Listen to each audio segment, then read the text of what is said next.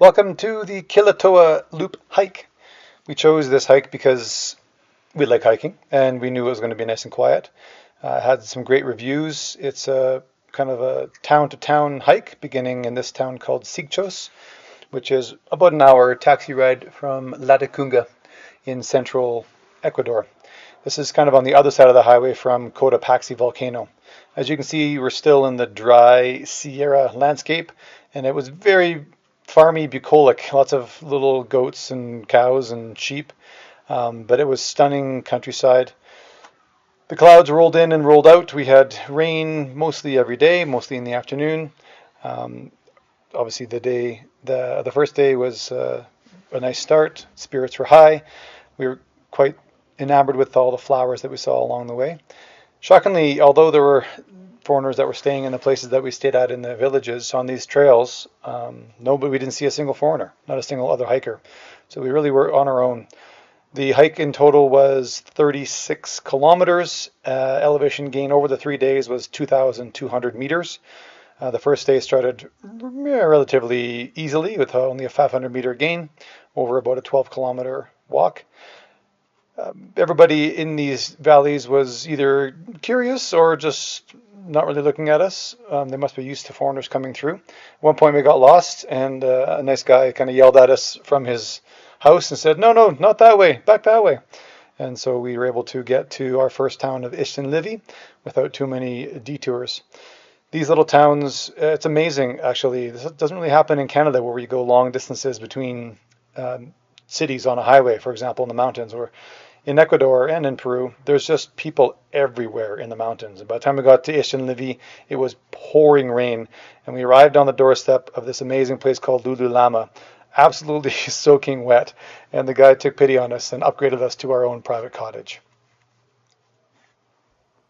Here we are at Lululama, and we booked 2 rooms with double beds so we could fit all of us, but they upgraded us to this cabin for the same price. Photos already to Melanie and Sean. I'm doing a video right now. Oh, sorry. Great. Jeff was just opening the window in the bathroom. The kids here are lounging on their bunk beds. How was the hike today, guys?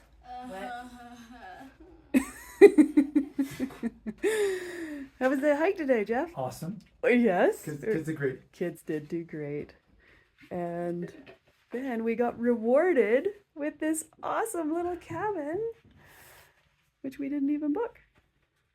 And now we're going to go off to, they have a hot tub here. And a spa. And a spa. And a sauna.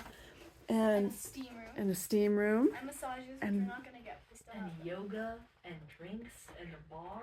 And a games room. So wingspan. And risk. And And risk. risk. Catan. Oh I man, know. we're going to be up all night. So, kids, didn't it teach us that persevering through hard times is worth it? Yeah. Sure.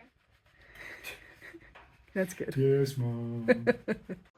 We started our day at 7 a.m. at Lululama Lodge with some yoga that was included in the price of our stay. Here we are, ready for day 2 of hiking. How's everybody feeling? Good. Good. And on our way out, we thought we would just take a little video of the grounds of the place where we're staying. This is the Lululama Lodge, where we had a spa with hot tub and saunas, hot sauna, wet sauna. And this morning we did yoga with a teacher for an hour from 7 till 8. And then we had breakfast, 8 o'clock. And this is what the grounds look like. There's Julie heading off like a trooper. There's our little cabin way over there where Jeff is. And this is the walk back up to the main dining room area and reception. Cute little cabins. So this is high in the Andes Mountains. We're like, I don't know, 2,900 meters right now, I think.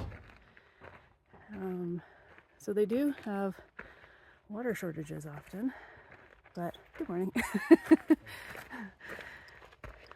But they have composting toilets, and they just ask you to take short showers. This is the spa where we were yesterday. There's a hot tub in there and saunas. cleaning it right now. We had to book a time. So then they reuse their shower water, I guess, to feed their gardens. And here's the main dining room.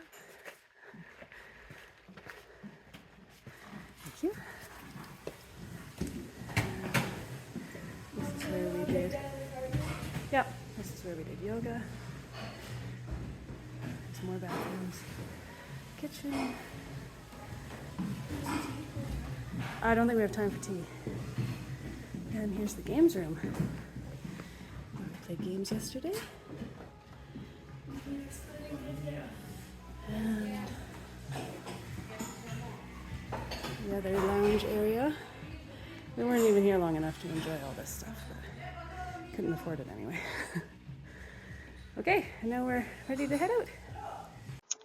After a wonderful sleep at Lululama, we started our second day of hiking to Chugchilán, and it was very beautiful, and we all felt even happier than the first day. It was very, very nice. Okay, we've just come from this part of the trail. It was nicely marked. And here's the next part of the trail, also marked. Oh, it's a tree. Okay, I guess we're gonna cross the stream. Sometimes we had to stop to decide which way we were going, but we didn't get lost too often, so that's good. And today we gained 750 meters of elevation, so quite a bit more than yesterday. And we ran into some nice towns along the way that were very isolated.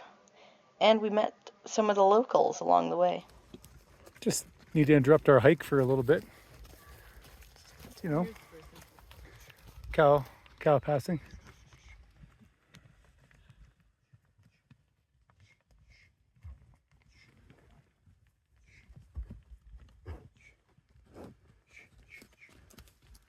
Hola. Buenos días.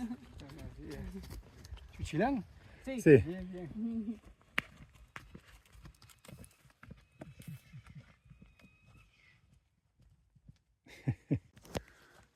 How you doing there, kiddos? How are we doing? Yeah.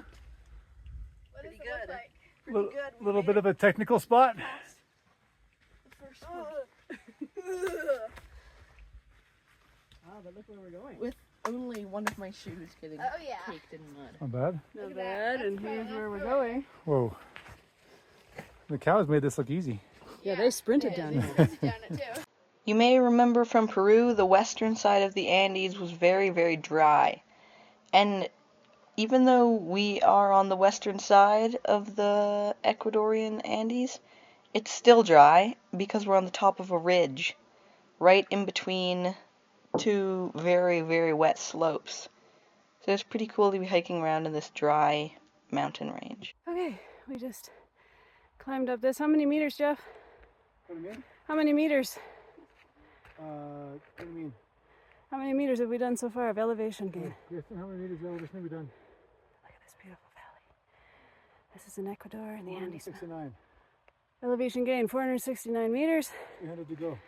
What? There's still to go. Oh gosh. Here we are. Come up here, check us out. Okay. So 300 meters to gain at 1.2 kilometers. Whoa, we go down there. Heading to the valley. 300 meters. Ooh, a different valley. Elevation gain, yeah. We are right now on the top of the mountain and crossing Over. the top. Yeah, to the other Somebody side. grab my umbrella. Dad, can you grab Wilson's umbrella? Got it. There, thank you. Just a second. Okay, here we are in the other valley. Ta-da! Well, that was fun. I don't think I've done that before. Crossed right up and over a mountain. Yeah. Pretty awesome. After the long climb, we finally arrived at Chugchilán Cloud Forest Hostel. And it was pretty nice, just like Lululama. Here we are, about to arrive at the Hostel Cloud Forest.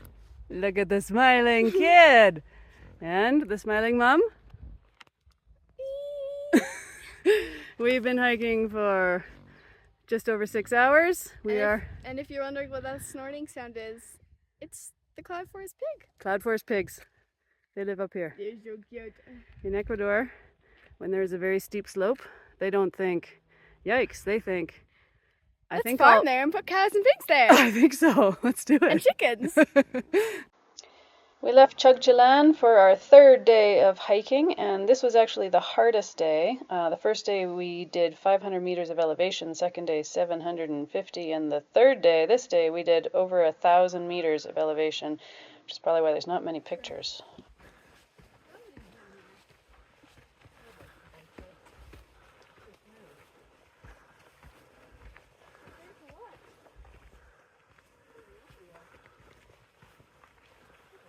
There's no roots or rocks. It's amazing.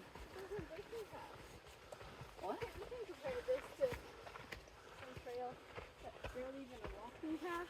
Compared to so many trails, this is smooth. We saw fields and fields of these planted flowers that when you looked up close looked like lupins. So we looked it up, and it turns out that there's 99 different species of lupins, and these ones are cultivated as edible beans. I can tell you what, hiking at 300 meters up steep inclines on this stuff is a wee bit challenging, wouldn't you say, Kristen? Yeah. Kind of reminds me of Cow Beach, actually. It does have that Sand, actually. Cow Beach consistency. Pine needles? Only for the last 2.5, 3K though, straight up. Hard to gauge how steep this is in a video, but oh yeah. And we have that as well. There's our time pressure. Luckily it's still sheet lightning and not fork lightning.